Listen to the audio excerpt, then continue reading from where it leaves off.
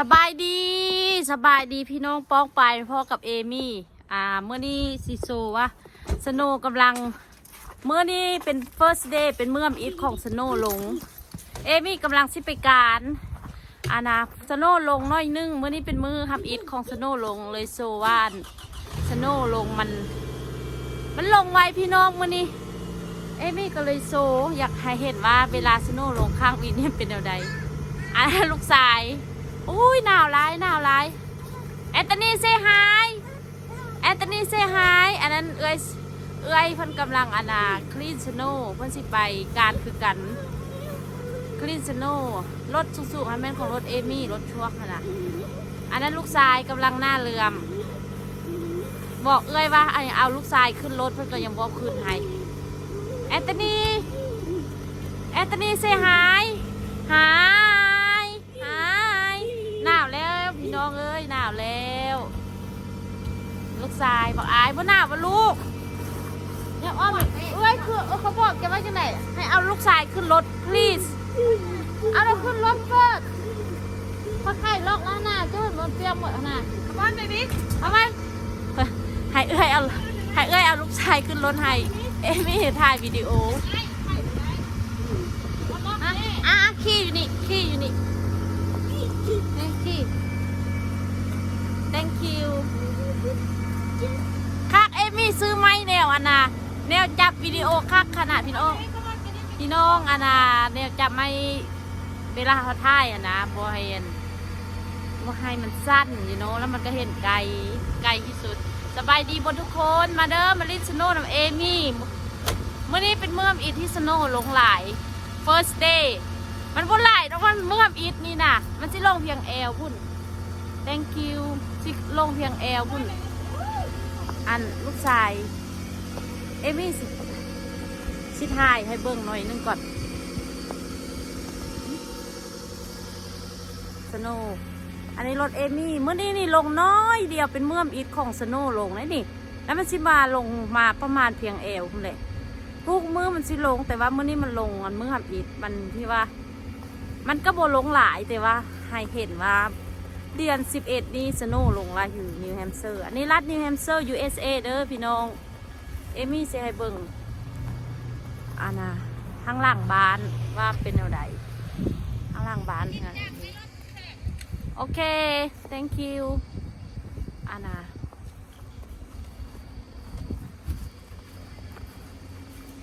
เอื้อยเพิ่นกวดสโนเอมี่เอ้ยจับนี่5เด้ว้าวทำมันวิดีโอ5น้องเด้น้องสิวิติจักรถให้ลูกชายจับดีๆบ่ต้องสั่นโอเคสบายดีนิวแฮมป์เชอร์สบายเมาภาษาละงานบ่กำลังเป็นคนใช้ให้น้องสาวตอนนี้มันกำลังไปสตาร์ทรถโอ้ยลมพัดวีดอากาศเย็นหลายพี่น้องมื้อแรกของ2019สโนว์ลง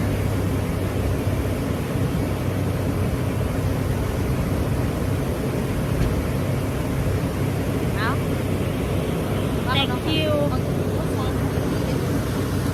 อุ้ยหนาวพี่น้องเลยพนาติดคลีรถฉันให้ thank you หลายๆขอบใจหลายๆด้วยเอ้ยสาวผู้เดียวเวลาเท่ๆกดสโน่ให้มันหนาวหลายพี่น้อง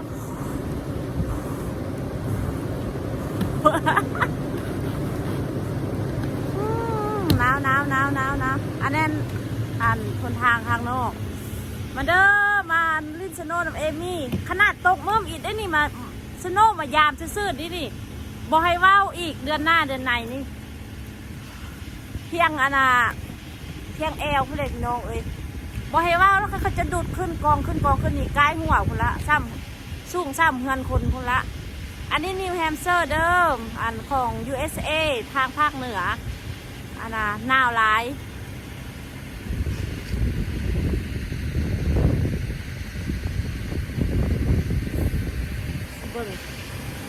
เนี่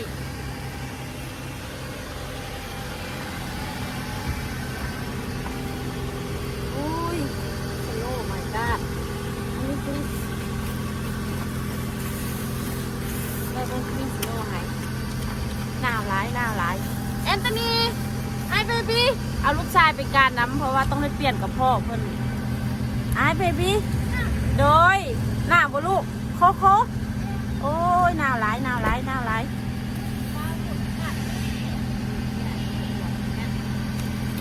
ไข่รถค่อยวะโคโคพี่น้องหนาวหนาวหนาวมือจนแข็งแล้ว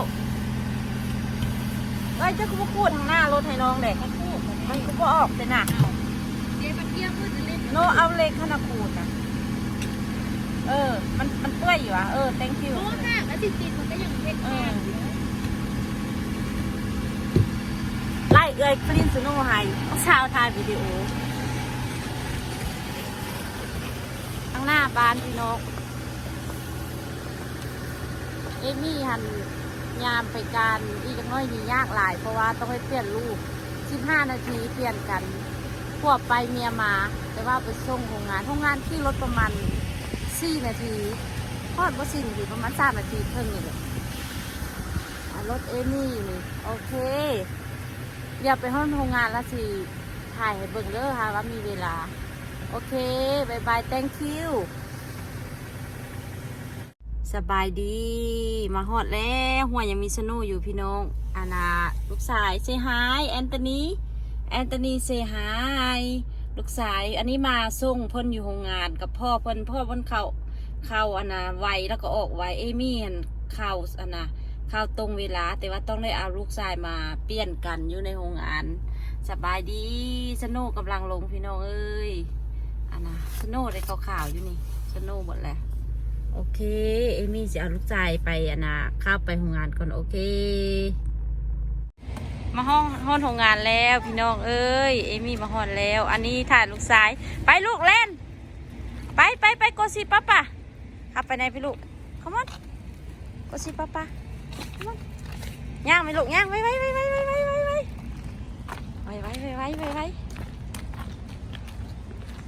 อันนี้รถเอมี่อันนี้นะอันนี้ลูกชาย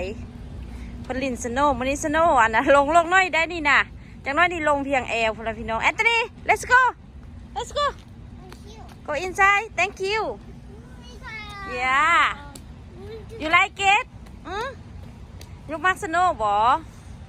แอนโทนีมักสโนบ่อันนี้อยู่ต่อหน้าโรงงาน say hi ไม่เกลืออยู่เอ้ยคนน้อยสมสโนลินสโน come on I go inside ไว้ come on baby let's go yeah go ว้าวไป go inside thank you ไป let's go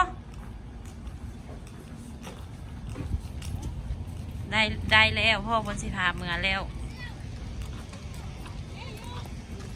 อุ่นเล่นไปหาปลาอันเราเล่นสโนว์ได้เอ็กไซดิเราเอ็กไซดิย่างมาคุณกำลังสิย่างข่าวการเอมี่หันมาส่งลูกทุกมือเอมี่ต้องมาส่งลูกชายให้พ่อเพิ่นและเอมี่กับข่าวการโตชีวิตเมืองนอกเป็นสิเละพี่น้องเอ้ยเมื่อนี้สโนว์ลงนี่ลงเมื่อกี้นี่บ่ฮอดนาทีเอาลูกชายขึ้นรถเอมี่ถ่ายให้เบิ่งว่ายามสโนว์ลงนี่มันชีตอนนี้ลงน้อยเดียวนี่Hi snow ฮะ first day for snow Anthony bye bye Hi แม่เอมี่สิข่าวการกันเด้อพี่น้องอันนี้สภาพแวดล้อมเมืองเหนืออันนี้สโนว์ตกเมื่ออีดของเมืองเหนือเด้อแล้วมันสิลงเพียงเอวแหละสิลงevery day อยู่น้ำสโนว์นี่สโนว์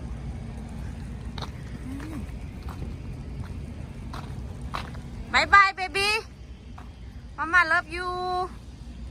บายบาย